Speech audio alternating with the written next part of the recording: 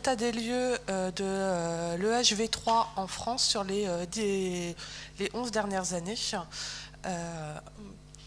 Pour ceux qui ne connaissent pas l'exanthème coïtal équin, c'est une infection virale aiguë des chevaux causée par un alpha-herpès virus équin de la même famille que le HV1 ou le HV4 qu'a présenté Camille tout à l'heure, mais qui est causée par le HV3. C'est une maladie vénérienne hautement contagieuse qui est caractérisée par la formation de papules et de vésicules, mais également de pustules et d'ulcères sur les organes génitaux externes des juments et des étalons.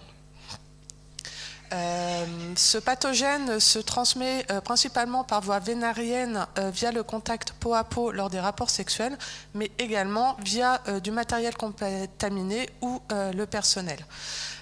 Pour le diagnostic, c'est une auscultation par le vétérinaire et très régulièrement confirmation par test PCR sur prélèvement génital réalisé à l'aide d'un écouvillon. Le principal traitement disponible est le repos sexuel pour favoriser la cicatrisation des ulcères et éviter la transmission de la maladie. Car il n'existe pas à ce jour de médicaments ayant une autorisation de mise sur le marché en France pour traiter le HV3 et il n'y a pas non plus de vaccination dirigée contre le HV3. Donc, la présence de ce virus et son impact économique sont décrits dans très peu de pays, à ma connaissance uniquement l'Argentine et le Japon, avec des chiffres qui ont été publiés au niveau international dans la communauté scientifique. Et l'exanthème coïtal équin est incluse dans le Code of Practice du Royaume-Uni, mais également depuis quelques années dans la liste des maladies qui sont surveillées par le réseau d'épidémiosurveillance en pathologie équine. Et jusqu'à maintenant, très peu d'études ont été réalisées en Europe. Les seules souches qui ont été caractérisées en Europe datent de 1970 en Allemagne et une souche en 2021 en Islande. Voilà.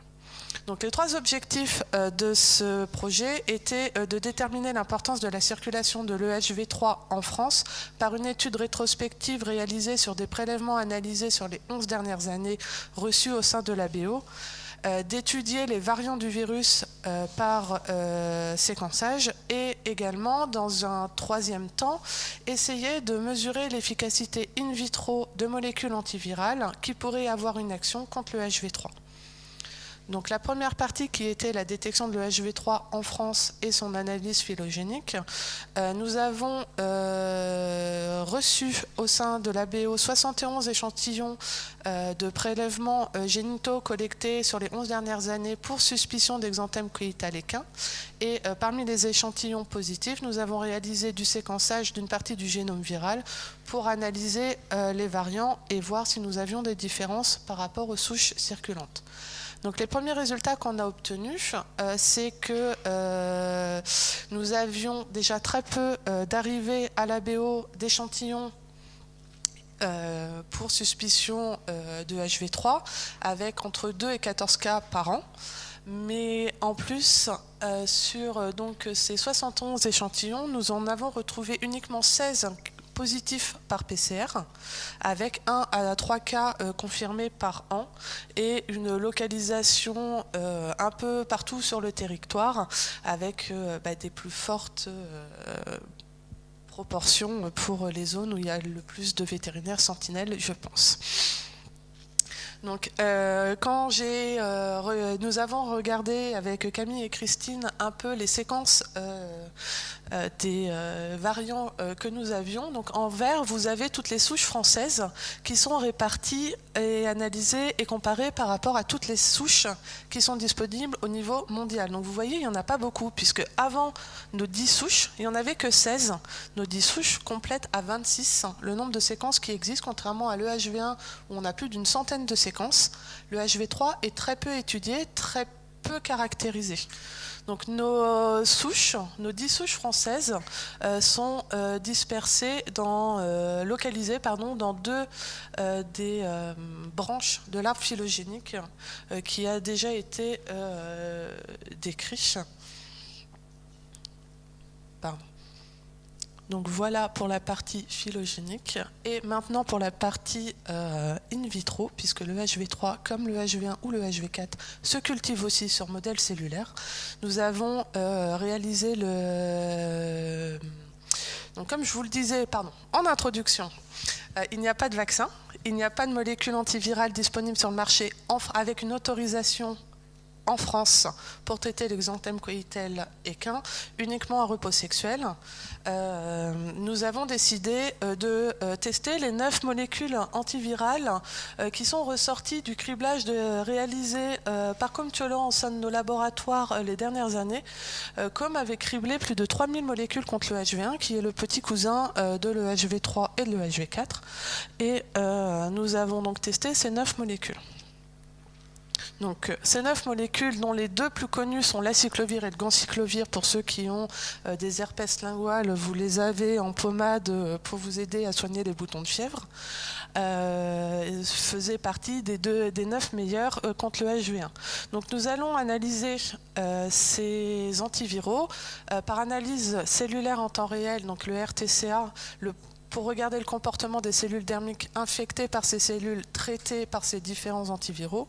Nous allons visualiser les effets cytopathiques du virus par microscopie et quantifier les différences de charge virale entre les cellules qui ont été infectées par le HV3 uniquement et les cellules infectées et traitées par les différents antiviraux.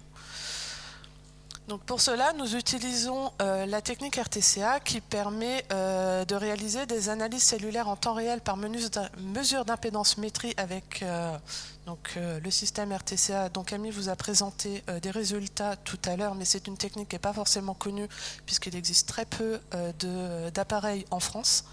Donc je vais rentrer un petit peu plus dans le détail. Donc c'est une technologie qui est composée de 3 éléments. La première, c'est une station d'accueil qui nous permet de travailler 6 plaques 96 puits en parallèle, donc 6 fois 96 conditions en parallèle. Nous avons un analyseur qui vient étudier le signal électrique qui est envoyé dans la station d'accueil et nous avons une unité de contrôle. Excusez-moi, je suis droitière, j'ai du mal avec la gauche. Donc, les plaques que nous utilisons sont très spécifiques à l'X-Allegiance. Pourquoi? Parce que l'X-Allegiance permet de réaliser des mesures répétées, des variations d'impédance en temps réel.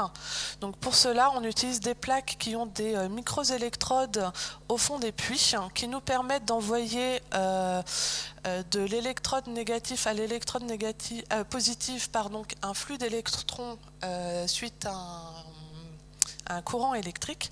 Et quand nous mettons des cellules dans ces plaques, nous avons une variation du signal électrique, donc une augmentation de l'impédance.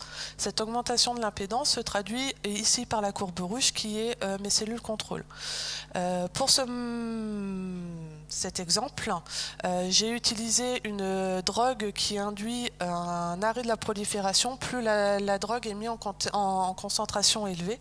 Donc on voit l'effet dose. Plus on a de drogue, moins on a de prolifération cellulaire.